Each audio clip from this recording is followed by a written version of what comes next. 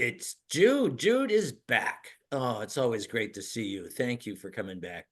Um, Look, you have a tremendous amount of other things that you're up to and doing that is just um, overwhelming to me. I don't know how you do all that, but it's you are still taking clients individually.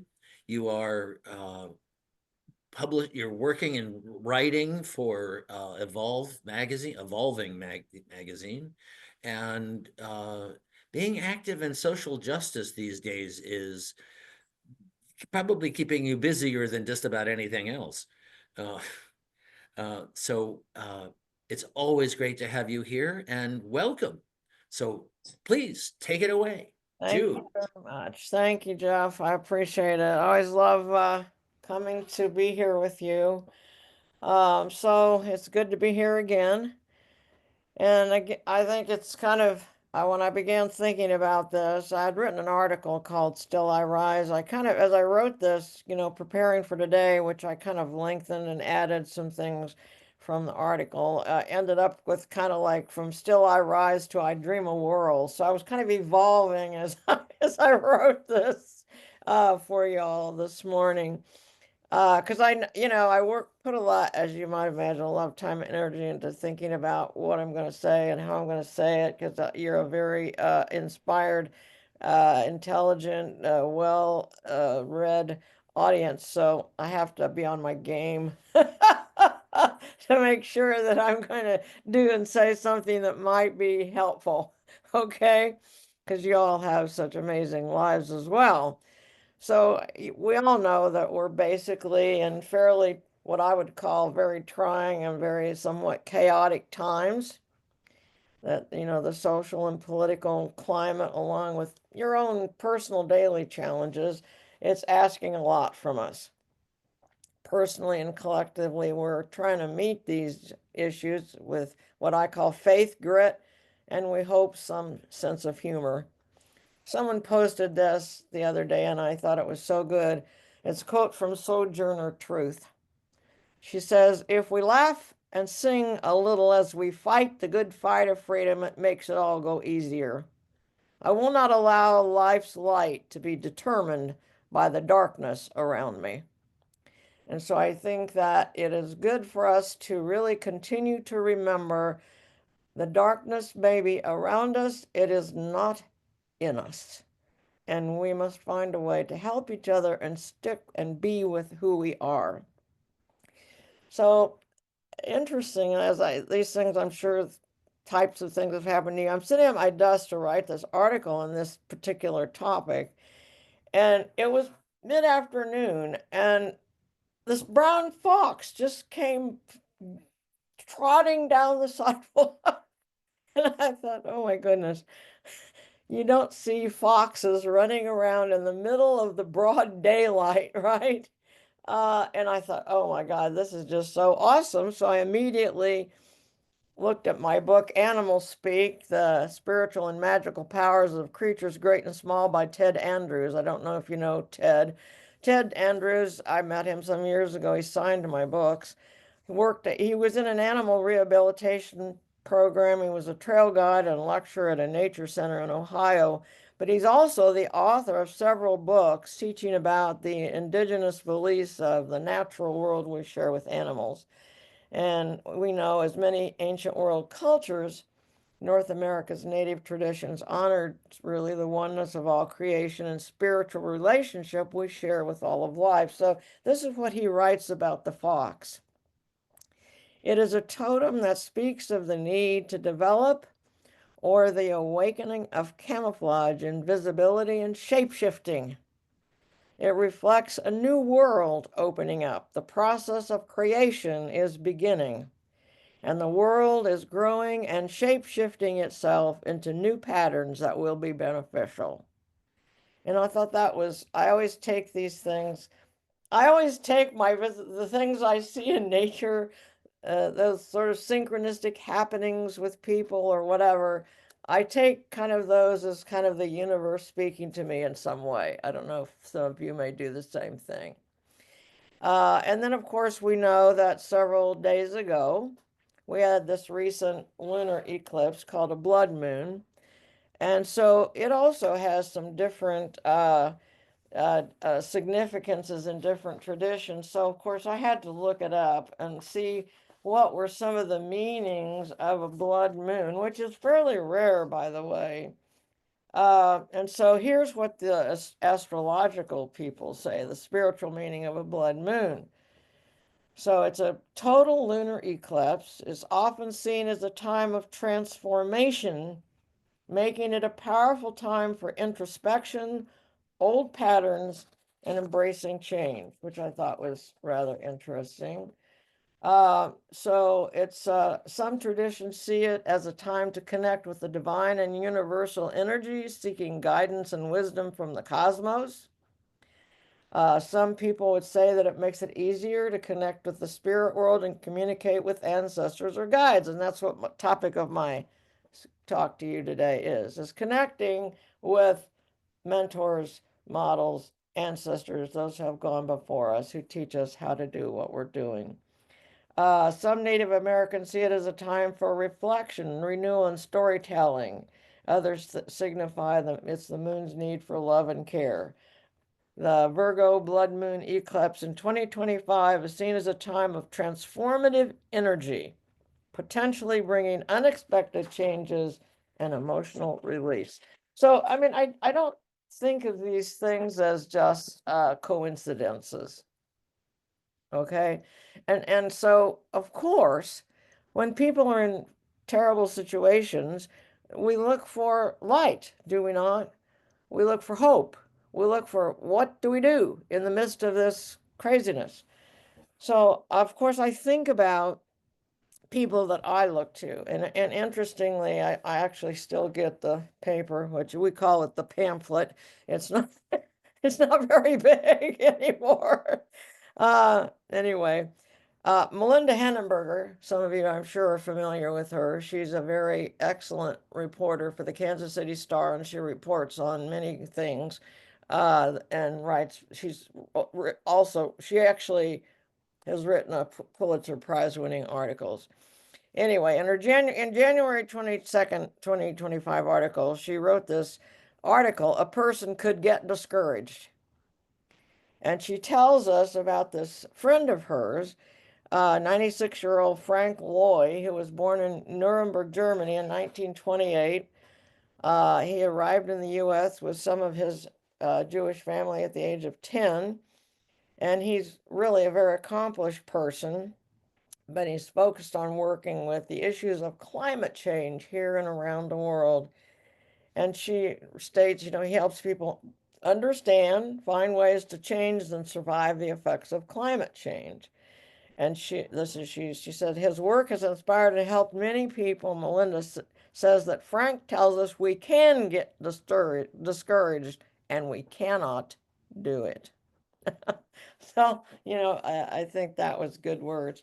And of course, I think of some of the heroes and sheroes that I think of. And of course, one of my favorites, I call him Saint Viktor Frankl, Man's Search for Meaning. And of course, Maya Angelou, and some of you might have been reading or thinking about her poem, Still I Rise. And it was actually one of her later works. And you know her story, I think, that her father abandoned them. Actually, her mother sent her to go live with her grandmother in Arkansas. And she witnessed a murder, told somebody, and then somebody got killed, and she was mute for about 6 or 7 years. And here, I mean, here's this woman who probably both not only her physical voice, but her voice of her word was probably known internationally by the time she passed away some years ago. And this is a person who, as a child, muted herself because of her own fears and trauma. So she had her own demons, I'm sure, right? Besides being an African American woman being raised in the Jim Crow South, right? So I think she knows what she's talking about, right? I read her book. I don't know. I think I might have even still been a nun. It was the late 70s, and it's uh, her first book that she wrote. So anyway, I've always been a fan of Maya Angelou's. So I'm just going to read some of this because I think it's good for us to hear. You may write me down in history with your bitter, twisted lies. You may trod me in the very dirt, but still, like dust, I'll rise. Does my sassiness upset you? Why are you beset with gloom? 'Cause I walk like I've got oil wells pumping in my living room. Just like moons and like suns with the certainty of tides, just like hope springing high, still I rise. Do you want to see me broken? Bowed head and lowered eyes, shoulders falling down like teardrops, weakened by my soulful cries. Does my haughtiness offend you? Don't you take it awful hard, 'cause I laugh like I've got gold mines digging in my own backyard. You may shoot me with your words, you may cut me with your eyes, you may kill me with your hatefulness, but still, like air, I'll rise. Does my sexiness upset you? Does it come as a surprise that I dance like I've got diamonds at the meeting of my thighs? One of the huts of history's shame, out of the huts of history's shame I rise, up from a past that's rooted in pain I rise. I'm a black ocean leaping and wide, welling and swelling, I bear in the tide, leaving behind nights of terror and fear I rise. Into a daybreak that's wondrously clear I rise, bringing the gifts that my ancestors gave. I am the dream and the hope of the slave. I rise, I rise, I rise. Well, you can't beat that, can you? So it's like if she can speak in that way, I figure, listen, Jude, you can rise. You can still do this, right? So, and the other, I don't know if any of you remember, and maybe some of you also read the book Fear No Evil by Nathan Sharansky. I read that book years ago, and I was very, very impressed by it. It was a Russian Jewish person, a Russian dissident. His wife had already gone to Israel, and he was going to go but didn't go. He was arrested and put in a Russian gulag from 1977 to 1986. Now, he's still alive. He's in his 70s. He lives in Israel. Um, I looked up a little talk of his, which really kind of reiterates the themes of his book. But this is what he relates in the book, and he's still talking about it today. He related that he survived and was never broken by his captors because he found ways to connect with others and his innermost wisdom about himself and his life. And so he talks about that his wife gave him this book of the Bible that was in Hebrew, which he did not, he barely could read it. But one psalm he could make out, which will be familiar to you all. Even though I walk through the valley of the shadow of death, I will fear no evil. And he would say this as a mantra over and over again. And he would think of his family who loved him. And when he would go to interrogations, he would imagine he was the interrogator and the captor was the prisoner. And he says from his experience, and I quote, "Nothing they do can humiliate me. I alone can humiliate myself." He tells us that no one can take away your freedom, your self-respect, or your honor. He believes he learned to find that core. Now, you know what I'm talking about, the core within you that no one can touch. No one. Okay? And so he believed without this sense of identity that we cannot do this if we don't find it and build within ourselves, we'll be defeated.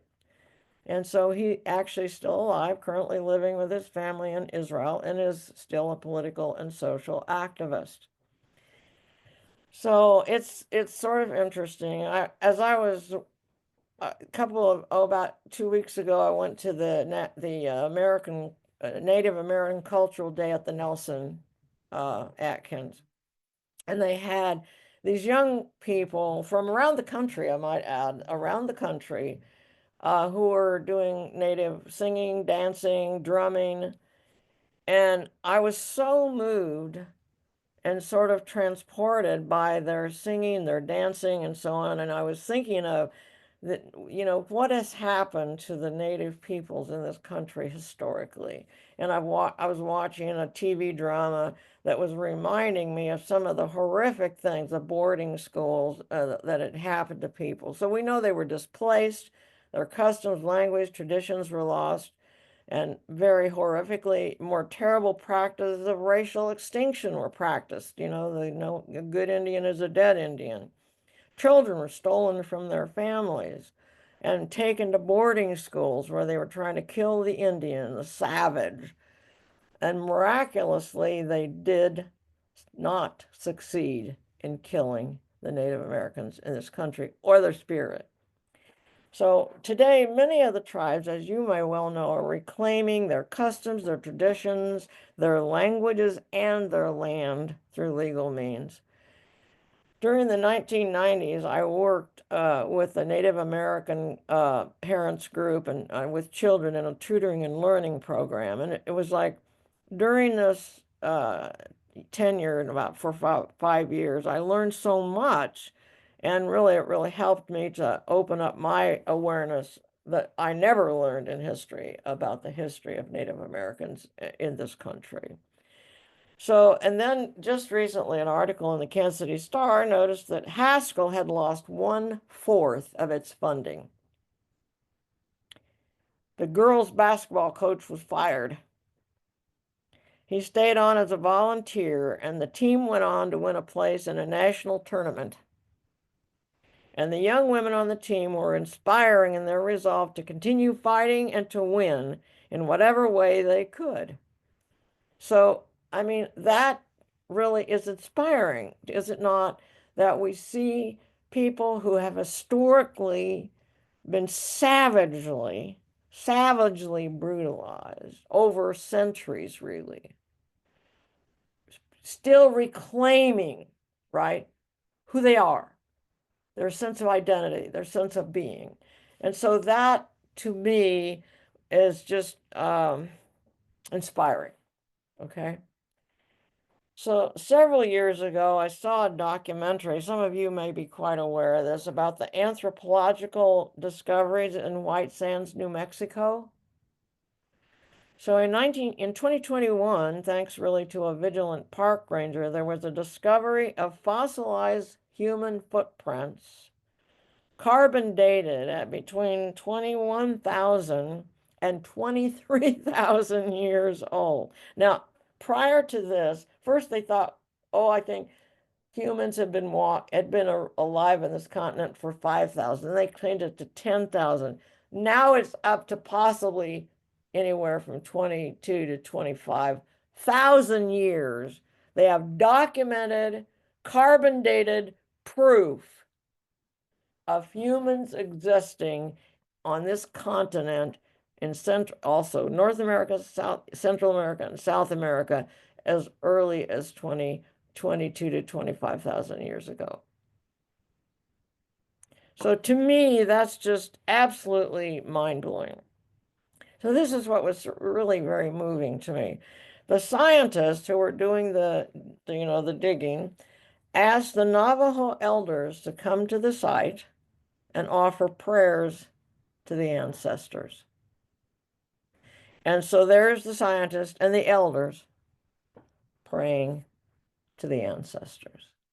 And that just, it's so moving to me. It's so moving to me to kind of honor this continuity of time, this interconnectedness, this sort of eternal moment of time that we all live in. Okay? Because even if we look at, the study of the stars in the universe, we're talking about millions of years. So another one of my personal early experiences with this whole phenomena, sort of that eternal moment, was in 1974. when, as a 32-year-old, I journeyed to San Pedro Sula, Honduras with my husband to meet our new daughter, Maria. She was a 6-month-old baby in an orphanage run by these Swedish Pentecostals. The woman wasn't very nice, actually. And we were shown to this room of about 15 cribs with tiny infants as their occupants. And the eerie thing was there was not a sound, no crying, no babbling, just silence. And even then I knew, whoa, something's not right here. And I go to the crib, and she's this little infant with her arms and her little feet just clutching inside. She was looking down, eyes closed. And I thought, whoa, this is very strange. She's not looking, she's not moving really. When I tried to pick her up, she just kind of stayed in this very stiff posture. And we stayed. And I remember talking with her what seemed like some endless amount of time. I have no idea what I was saying. Really, I don't have any memory of that. I just remember speaking to her. And finally, she opened those little eyes and looked at me. And it's like when our eyes met, we knew each other. And it was a timeless moment in some eternal space. Till today, it moves me 51 years later. I did not anticipate that. I did not expect it. I had no explanation for this. I was just a little naive 32-year-old. But that was my introduction to timeless moments where everything is interconnected. That I go down to San Pedro Sula, Honduras, don't speak a word of Spanish, and find this little baby child, and I look at her and she looks at me, and we knew each other. And my daughter's 51 now. We talk about this. She's my daughter. Karmically, cosmically, eternally, spiritually, she is my daughter. I am her mother. A woman, to my great gratitude, brought her biologically into this world. And I think about her birth mother often with tremendous gratitude because I think she may have suffered. I hope she did not, but I think she did. But who can invent these sorts of things? And I know as you're listening to me, you may be thinking of different experiences in your life when you had things that happened to you that you just have no explanation for, right? That they happen. And I was, I'm still working. I work 3 days a week, and I have this office, and I have two other spaces that I sublease to other people. And one of the people was leaving, and I was sad about it. And there was a space open, so I get, somebody that we took pictures of the office, and I write up a thing about it. Somebody helps me to get it ready to put online, and we make copies to get out to people that I have space in my office. And I posted something on LinkedIn, which I do not go to very often. And 10 minutes after I posted it, I get this note on LinkedIn that said, Jude, is that office still available? Gordon. And I'm going, Gordon? I'm going, oh my goodness. So Gordon, he's giving me permission to say this. Gordon was my client when he was 20 years old. This was in the 90s. This was in about probably 96, 97. And I was in my 50s. And he was just out of high school going to KU. And I knew that he finished his degree, and he ended up going on, which I encouraged him to do, and got a master's degree in social work. He moved away. I knew that. He was in Texas, and then he was moving elsewhere. I kind of basically knew where he was. We didn't keep in very close touch. He had joined the military. He was a lieutenant colonel in the Army. He was a social worker, and he was the director of behavioral health units for a number of years. And he was currently the director of a behavioral health unit in El Paso, Texas. And he said, I'm retiring November 1st, and I want to be in your office. What can I do? This is May. What can I do to get that office? And I thought about it and I said, why don't you pay half the rent between now and November and it's yours? And he sent me the money that day. And it's like, I got no other inquiries about my space. One, Gordon. Well, Gordon is now in my office. He came to stay with Leslie and I to find a house and, get his office ready. And Leslie and he just love each other, and he's like part of our family now. And he tells everybody, yeah, she was my therapist when I was 20. He's almost 60. No act as a former my former friend and colleague and mentor said, no accidents, just revelations. Okay. So when you think of these moments that we have in our lives, some of my African American friends and clients have told me of their experiences of trips to African countries where slaves were waiting to be shipped to parts of the world, and they could feel the presence of the ancestors, and it changed their life in very profound ways. I watch the show, maybe some of you do, on PBS, called Finding Your Roots. Almost everyone that's on that show expresses the same feeling of profound experience, as they learn about their ancestors. And many would say at the end of the program that they feel that it's changed in the way, their life in ways that they couldn't believe going forward. So I think as I'm talking, you may be thinking, the connection, most of us don't. They say we're influenced by 5 to 7 generations. Now, the intergenerational family systems people have said that, and now the neuroscientists are saying it. So if we're influenced by 5 to 7 generations, how many of you know 5 to 7 generations? Most of us do not, do we? If we do, it's very interesting for people who do find it out. So I've had my DNA done with the 23andMe and found out that I was predominantly French because my father was French Canadian, but I'm more than 50%, so there must be some others on my mother's side as well. And I have 6.8% Iberian, which is Spanish, so it's kind of interesting. So I have ancestors that were French and possibly Spanish, so that's kind of fun. But anyway, it's just interesting. I've always felt, and what's one of the things, the curriculum that I wrote, that one of the resources in problem solving is ancestors, family, extended family, community, the mentors. All right.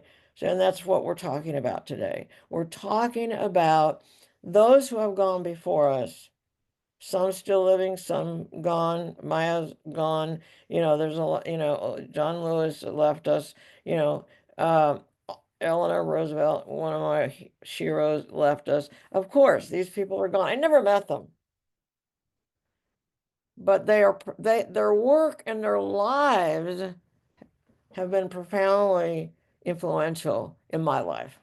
And maybe you're thinking of people that you've met, maybe people you've read about, maybe people you've just seen in books or TV or whatever, who have influenced your being, right?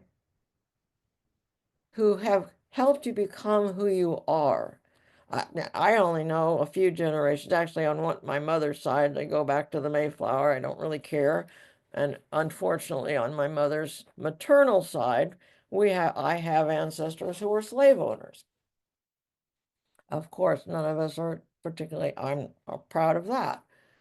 But they were Southern people in Mississippi.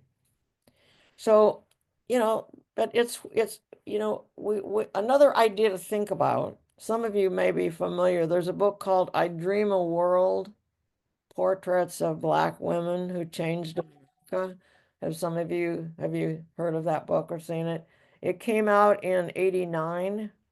Brian Lanker, who actually was a Pulitzer Prize winning photographer, at one time worked at the Capitol Journal in Topeka, Kansas. And he took pictures of many these amazing black women.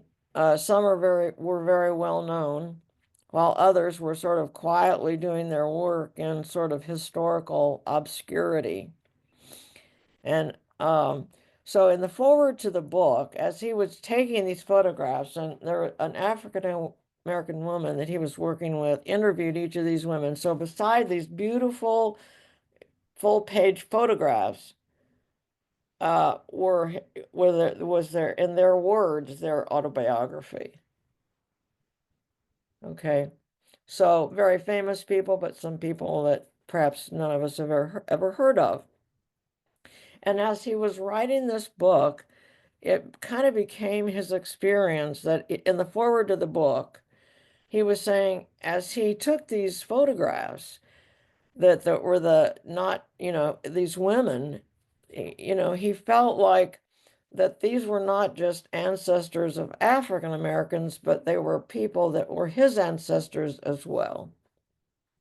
And so if you think about the fact they do believe that we all came most likely from one group of people in Africa, a common ancestor, right? I would say that we could probably say that all people can inspire us as ancestors. Does that make sense? So, yes, we have our specific ones from our personal familial histories, but we also are part of a human family, of an animal family, of plants and animals, all of nature. And the scientists, I think, are fairly much in common that we all probably came from a common ancestor, probably hundreds of, thousands of years ago, right? As humans evolved on this continent. Another story that many of you, I'm sure, are familiar with, the documentary film Big Sonia, the story of Sonia Warshawski. Have any of you met her?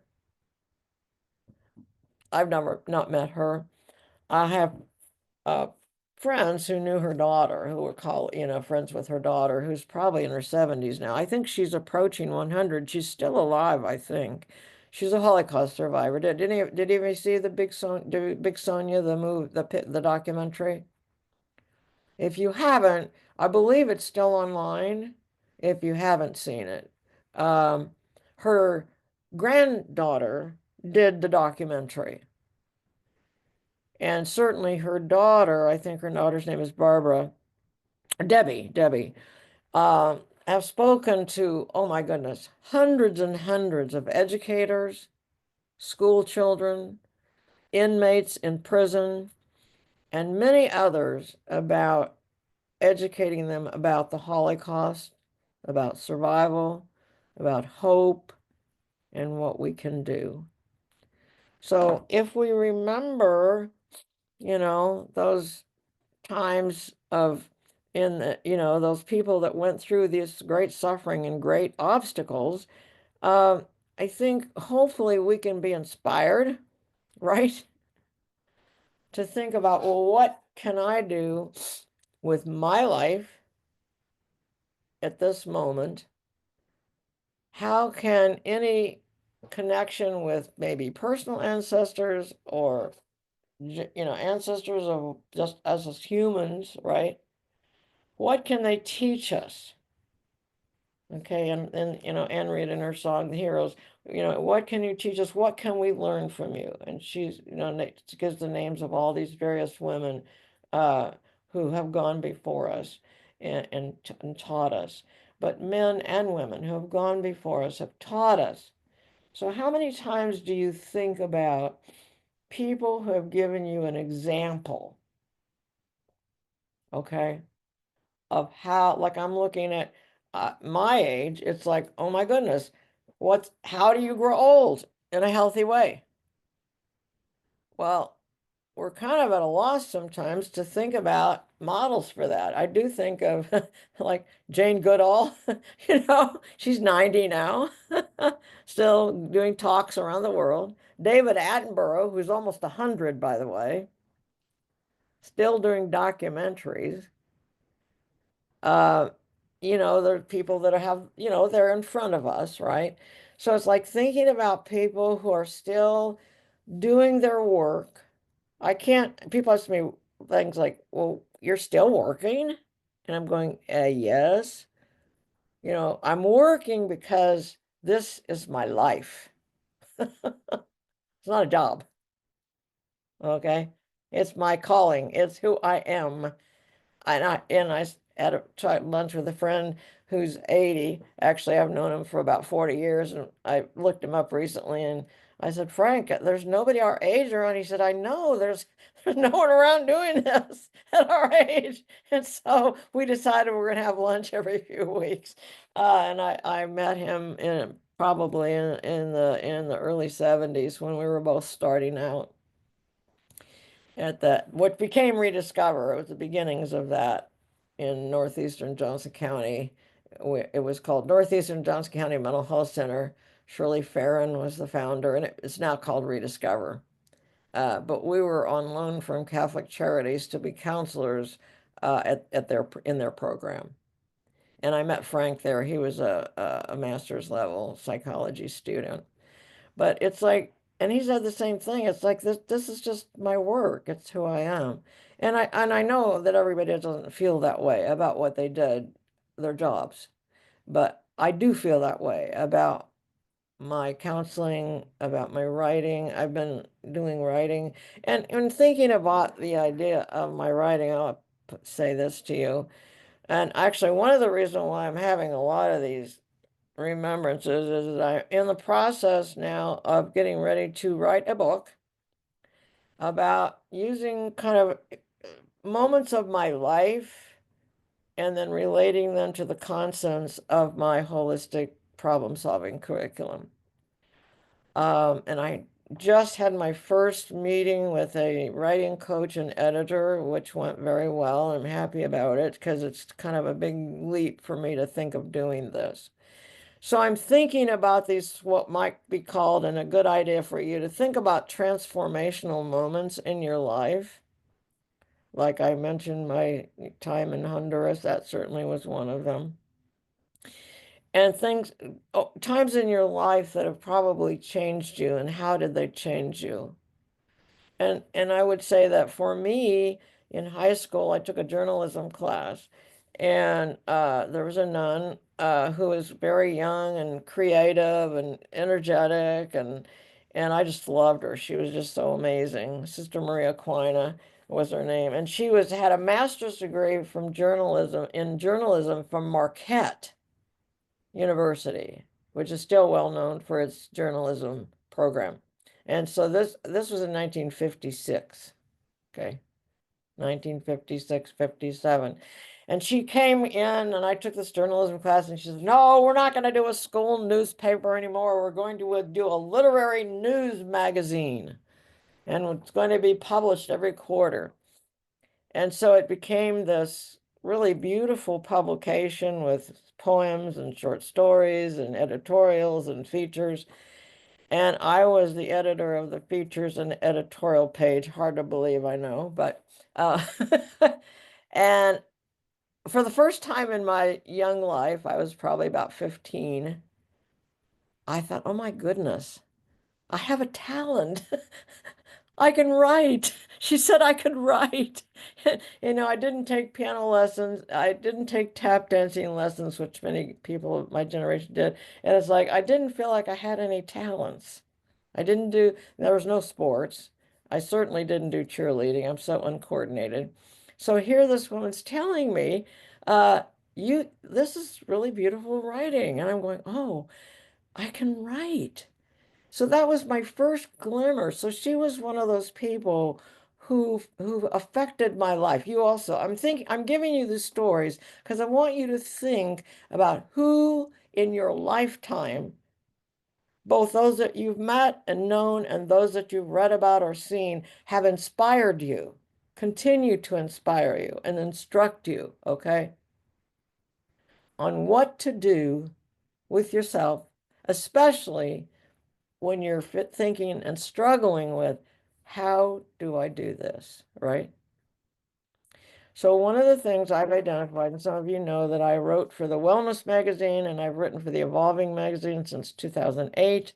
which by the way, maybe again, it may be at its end. I think Jill's busy with other things and it may be the end of that. But I've been writing monthly articles for, oh, probably well over 20 years. So it's been one of the ways that I've identified myself, as you might say in my thing. I say that, I'm a counselor, I'm an educator, I'm an author. And so now people are encouraging me to do this work. So now I've decided I really want to do this. I need to do this. And it's kind of scary to think about doing this, putting yourself out there, right? Some of you may have projects in your life that you're thinking about doing, whatever they might be, right? And as some of you are not quite as old as I am, but some of you are older. So you do think about what is my legacy? What am I leaving this planet with? And it doesn't need to be something that's in public life or, a book or any, it doesn't need to be anything like that. But I want you to think about this. As we learn from others, what have I created in my life? As we age, sometimes we just kind of feel like, geez, what have I done? What have I been doing here for, 50 years, 60 years, for me, 80, almost 84 years? What have I been doing? Right? And we kind of begin to think about, right? Where have I been? Where am I now? Where am I going? Okay. So, just as my early influence from, Sister Maria Aquina, who's long ago passed away, uh, I feel like the gift she gave me was that I had this skill, I had this gift of writing, and it became some part of my sense of who I am. Okay. It inspired me to go back to get my PhD in my 50s and to write this curriculum. And now I'm who knows if anybody ever likes it, wants it, whatever, I'm going to do it. If nothing else, it's for myself, right, to do what I need to do. So I think I'm hoping that this is maybe you're in the midst of some project about like this too as well. And I talked to my brother, and some of you may know my brother, Larry Gillott. He just finished writing. Some of you may know the history of the National Catholic Reporter. So the National Catholic Reporter was a progressive magazine, Catholic newspaper run by the lay people, not associated with the church, never associated with the church, and very progressive, still very progressive. It has its headquarters in Kansas City. It still has its headquarters in Kansas City. So my brother was approached. He had been a priest at that time and he left, and he writes also. And they asked him to write a history of the National Catholic Reporter because it was its 50th anniversary. So he spent the last 5 years writing this book. It's out now. It's on Amazon. It's like over 500 pages. And he just finished publishing it. He's 88. And I talked to him. He's my wonderful big brother. He's 5 years older than me. And he's always been kind of a friend, a mentor, and now a colleague. He said, all by yourself, you made yourself my equal all on your own. I'm going, well, that's good, Larry. That's a good thing to know. Because, he was always on a bit of a pedestal, right? Because he was our kind of wonderful big brother. Anyway, I told him my idea, and he wrote me this beautiful email saying, "This is a legacy work. Your wonderful life of writing and experiences is going to be in print." And I'm so, he gave me lots of encouragement about it. So that was like worth its weight in gold right there, right? So I'm encouraging you also to think about where I am, where I've been, where I am, where I'm going. And what and whom do I call upon, right? the ancestors, whether it's people I knew, people who influenced me, people like the ancestors 22,000 years ago, the Navajos prayed to, right? Whose whose footprints are in White Sands, New Mexico. Doesn't that just blow you away? They were living along with the mastodons. So it's like when we think of this moment as trying, as scary, you think, okay, in the scope of the eternal moment, which you live in all the time, right? In Buddhism, and I'm sure in your belief system as well, we believe we call it 3,000 realms in one moment. That in this moment, we have the eternal past, the present, and the eternal future. And if you change something in this moment, you change the eternal past and you would change the eternal future with this action in the present. I know that some of you have other words for that, about that belief, right? That we have eternity. You think of God, the divine, as the eternal life force with no beginning and no end, right? And that is what we are a part of. That is what we are a voice for, what we are the feet for, what we are the ears for. I don't care if it's just, one of the things that I decided to do recently with the loneliness epidemic, and some of you may have decided something similar. I thought, okay, when I'm out in the neighborhood walking with the dogs, without the dogs, when I'm going to work, when I'm at the grocery store, I am going to say hi to people. I'm going to say, have a good day. I am going to be out there, and I don't know who's lonely. I don't know who's depressed. I don't know who's having a hard time. But I'm going to try to just be one of those lights, right? And I have a neighbor book now. So every time I meet a neighbor and they tell me their story and they tell me their names, I go home and I write it all down in my neighbor book now. I call it, okay. So, because I forget names, I'm terrible about names. And it's really been a wonderful experience because I found out we've lived here 17 years and some people I've never met. And they're just over telling me their life stories. Oh, yes. Da, da, da, da, da. It's like, oh my God, that's amazing. You start saying hello to somebody and have a good day. And isn't it a nice day? And they just start, now some people don't. They go, yeah, I move on. Fine. I don't care. I'm not going to be invasive, intrusive, right?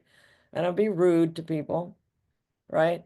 But I'm just trying to say, and they've done research to show that those daily internet actions, like what you do at the store, the bank, the wherever you go, those actually have a profound positive effect on our mental health. Did you know that? So, how you are anywhere, okay? People hold the door for me. I look and I say, "Thank you so much. You have a wonderful day." And then this person, and they smile, right? Have you noticed that? And so I'm trying to do it in my neighborhood. I'm trying to do it at the store. I'm trying to do it at my office. I'm trying to do it myself. Okay. So you think about the moment that you have and the power of that moment. Okay. That moment, you think of moments in your life where somebody said something to you that changed your life, right? Well, you're doing the same thing. You're doing the very same thing. Your energy, your life, your presence could be changing someone's life, okay, in a profound way. So when I start feeling helpless and hopeless, I have to really think about the power of this moment, right? the power that you have in this moment, and that we all have an array of mentors, of ancestors, right? Current, past, who inspire us. And I know that some of you inspire others. I know you do. I absolutely know you do. And you may not know always that you do. Okay. I have the happy privilege, or people will say things to me like, I saved you saved my life, which I don't really see myself as saving lives. But if they felt I did that, I'm appreciative that I could be there to make a difference. Okay.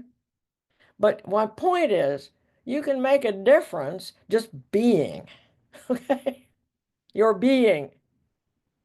What you think and say and do, you know this, is a real thing. It creates an energy. If you think negatively, what does it do to you? Makes you feel terrible. And what does it do for others? Well, it doesn't help them either, does it? Doesn't help you, doesn't help them.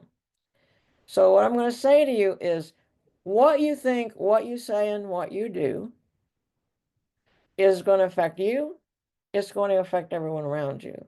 So I'm really kind of doubling down on myself to kind of not be a Pollyanna. I'm not talking about that. I'm not talking about don't know what's going on. Of course I know what the hell's going on. Okay. But I do limit how much of that I look at or read. Okay. And I think about what I can do to be the kind of person that's going to help make a difference in this moment. And I know some of you you all have a sphere of influence. Do you not? You reach people that nobody else can.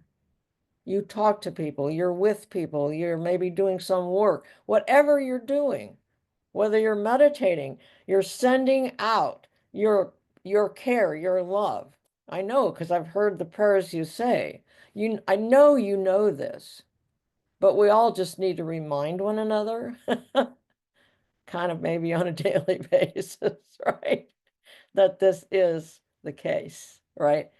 And we can think about people like Sonia Warshawski or Nathan Sharansky or Maya Angelou or whomever inspires you, right? Does that make sense? So I know some of you are familiar with Howard Zinn. He's a historian. I actually know or did know. Oh, good How- for you. Is he still living? No, he's No, not. he's deceased. Okay. So many times I look at people, I think, oh, I wonder if they're still alive. And you think, oh my God, that person's still alive. Or no, that one passed away. Ted Andrews, by the way, I did meet. He did come here to Kansas City and speak, and he died of cancer, unfortunately. So yeah, and I was, and also Brian Lanker, who wrote I Dream a World, died at 63 of pancreatic cancer, which sadly. So sometimes when I look up these people that, like, I love his book, it's very inspiring to me. Um, and the pictures and the stories and his photographs are just so amazing. So it was sad to learn that he died quite early. Anyway, But uh, Howard Zinn, Jude, wrote a play uh-huh. that I was in, Oh, wow. and it was about uh, the activist woman who Emma, yeah, I'm forgetting her last name, Goldman? Goldman, yeah, Yeah. Goldberg, and Wow. who was created the International Ladies Garment Union. And after the Wow. huge fire in Wow. New York Wow. City. Hey, Jude, Yes. this has been fabulous, absolutely Yeah. wonderful. This is the end. Okay, This is the end. I'm just gonna do the one last quote from Howard Zinn. okay. Howard Zinn, the historian, reminds us if we remember those times and places where people behaved magnificently, this gives us the energy to act. And if we do act, in however small a way, we don't have to wait for some utopian future. The future is an infinite succession of presents. And to live now as we think human beings should live, in defiance of all that is bad around us, is itself a marvelous victory. Yeah, that's great. So, Yeah. as we kind of look at our lives, our stories, our skills, our realm of influence, I hope that we can find ways to act in whatever way we can to make our lives and the lives of those around us better. Thank you so much. That was just fabulous. Just wonderful. So I would like to do a meditation if you're ready for that. Yeah, Brief? briefly, yes. Right. So let's just take a nice deep breath and just kind of allow yourself to kind of breathe into your diaphragm as you know how to do, relaxing your shoulders, chest quiet. And I want you to just imagine, as we've spoken today and practically as you've thought about before, I want you to imagine any ancestor or ancestors that have been there for you that inspire you, that you may want to call upon, connect with, maybe tell others about, to help you feel hope and imagine yourself maybe having a conversation with this ancestor, with their energy, with their hope, with their dreams. And just allow yourself to light your own beautiful energy with theirs and get whatever gift you can from this ancestor. Okay? And I would encourage you to maybe do this often. Okay? And to remember that you're not here alone. You're here with we're here with each other. We're here with the eternal past and the eternal future. Okay? Thanks, Jude. Wow, you took us on quite a journey. And all those folks that you mentioned and all those great people. Um, it, it's Viktor Frankl, is always somebody who I thought and still do is uh, so massively influential for all of us. Thank you.